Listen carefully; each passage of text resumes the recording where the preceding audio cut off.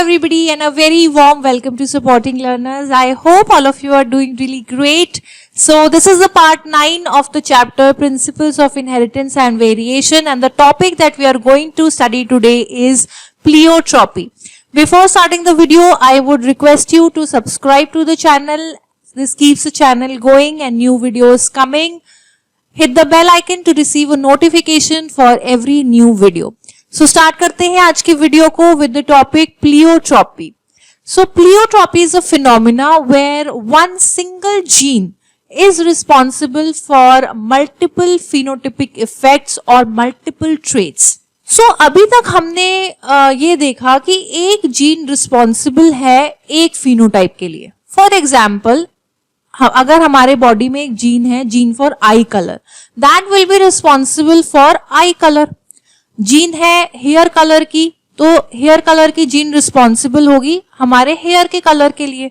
Similarly अगर हम plants में देखें तो प्लांट्स में भी फ्लावर कलर की जीन है for example, that will be responsible for the colour of the flower. So अभी तक हम वन जीन वन इफेक्ट पढ़ते हुए आ रहे हैं, बट कई एग्जाम्पल्स में ऐसा देखा गया है that one single gene is responsible for multiple traits.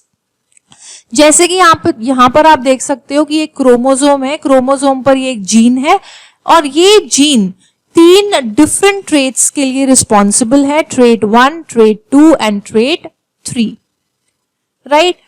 So pleiotropy is nothing but single gene multiple effect. तो आप इसको रीड ही ऐसे करो, pleiotropy single gene multiple effect, pleiotropy single gene multiple effect, so that you never forget the definition of this word pleiotropy. So occasionally a single gene product may produce more than one effect. This is called pleiotropy. Pleiotropy का एक बहुत ही अच्छा example है starch synthesis in pea seeds. Now यहाँ पर again हम Mendel की बात कर रहे हैं. मेंडल ने काम किया था पी प्लांट के ऊपर.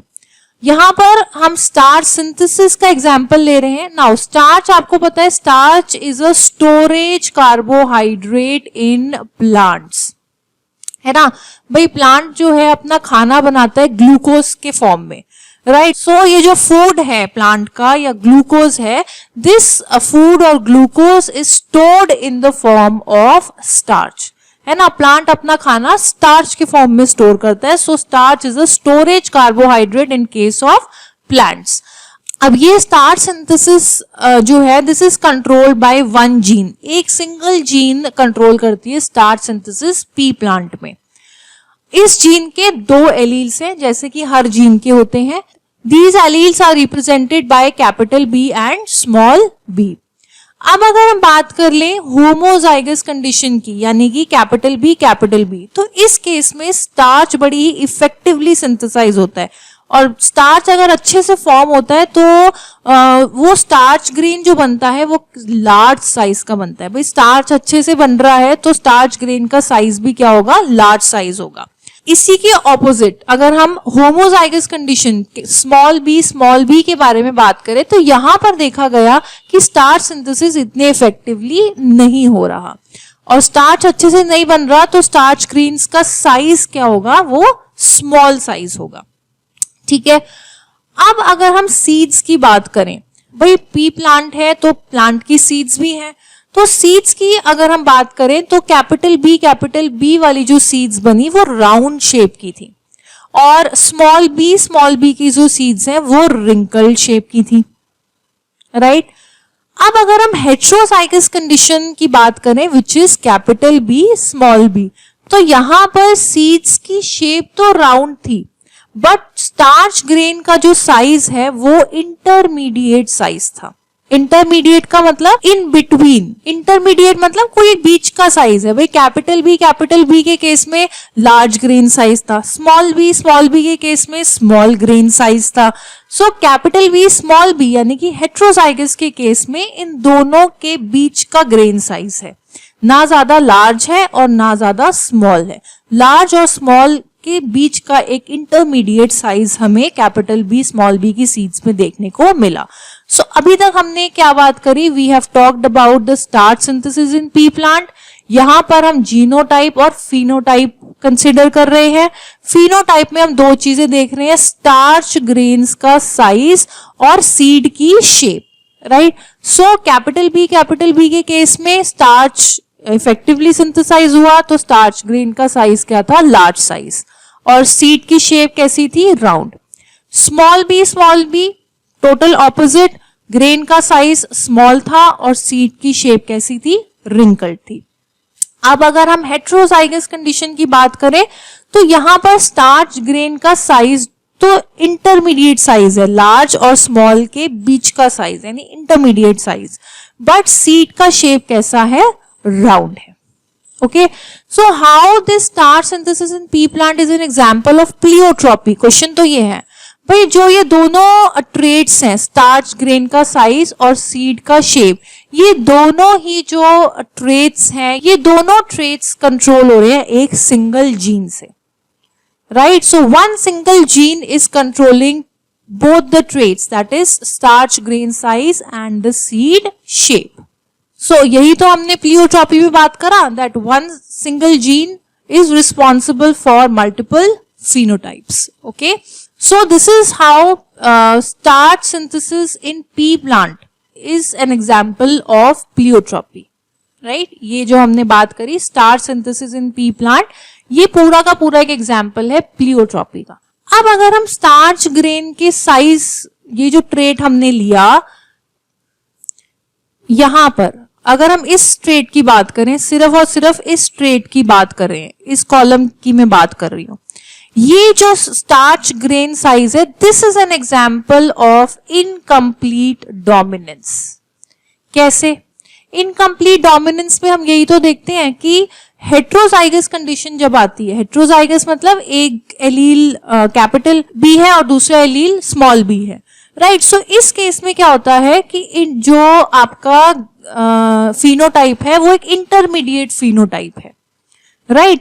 सो अगर हम स्टार्च ग्रेन साइज के एंगल से इस एग्जाम्पल को देखें तो स्टार्च ग्रेन साइज जो है, okay, that shows incomplete dominance. यहां पर ये जो capital B small B allele है, ये इंटरमीडिएट साइज शो कर रहा है, इससे हमें पता लगता है कि ये इनकम्प्लीट डोमिनेंस का एग्जाम्पल है।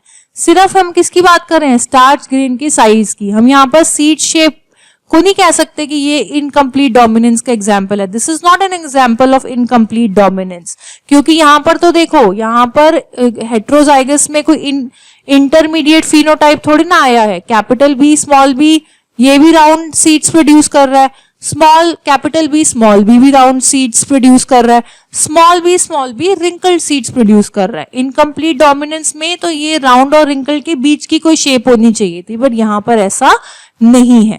सो यहाँ पर ये लाइन कह भी रही है कि हेट्रोजाइगस राउंड सीड्स प्रोड्यूस कर रहे हैं, तो बी यहाँ पर डोमिनेंट एलील, हमें लग रहा है कि कैपिटल बी डोमिनेंट एलील है, राइट। बट सीड शेप के केस में ऐसा हो सकता है कि capital B is dominant, completely dominant over small B. But अगर हम स्टार्च ग्रेन की साइज की बात करें तो यहां पर capital B is incompletely dominant over small b. So this is an example of incomplete dominance. Right, so dominance की अगर हम बात करें तो dominance हमें यहाँ से पता लग रहा है, it's not an autonomous feature. ये एक इंडिपेंडेंट फीचर नहीं है जीन का, ये और बहुत फैक्टर्स पे डिपेंड करता है कि भाई जीन का जो प्रोडक्ट बना वो कितना बना, है ना, फिनोटाइप कैसा आया, ये सब चीजों पे डिपेंड करता है। Okay, now other examples of pleiotropy include the diseases phenylketonuria disease, sickle cell anaemia disease and Marfan syndrome. So these examples I will be taking up in detail in the next chapter, that is molecular basis of inheritance, but for now आप इनका नाम याद कर लो कि ये diseases भी example हैं pleiotropy के। कैसे है ये मैं आपको डिटेल में नेक्स्ट चैप्टर में पढ़ाऊंगी, but for this video I would restrict this video to only this chapter. Okay, so now let us solve some MCQs to test whatever we have learned. So question number 1, the phenomena where a single gene product may produce more than one effect, this is called dash. A, incomplete dominance, B, pleiotropy, C, multiple alleles, and D, codominance. Question number 2 says, in the pea plant, which of the following characters is controlled by pleiotropic gene? A. Seed shape and starch grain size. B. Seed color and pod size. C. Height and flower color. Or D. Seed color and pod color. So thank you for watching this video. If you found it helpful, then like and share this video, and also subscribe to the channel Supporting Learners, and I will see you in the next video.